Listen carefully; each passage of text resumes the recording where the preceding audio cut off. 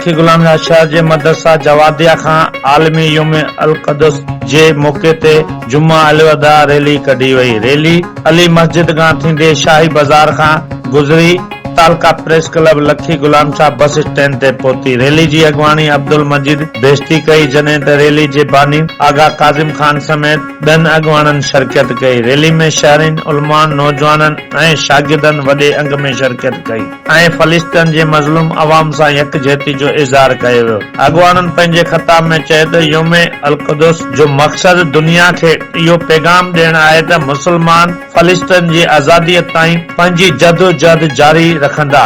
हिननि चयो त इसराइल तरफ़ां फ़लस्तीन जे बेगुनाह माण्हुनि ते थींदड़ ज़ुल्म ऐं ज़्यादतियुनि जे आलमी सतह ते मज़म्मत थियणु घुर्जे।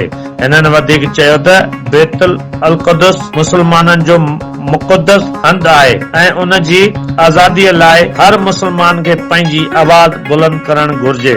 रैली जे शिरकत कंदड़नि फ़लस्तीन जे हक़ में ऐं इसराइल जे जारियत ख़िलाफ़ नारेबाज़ी पिणु कई। आख़िर में फ़लस्तीन जे शहीदनि लाइ दुआ घुरी वई। फ़लस्तीन जी आज़ादीअ लाइ गॾियल जदोजहद जारी रखण जो अज़म वरजायो वियो।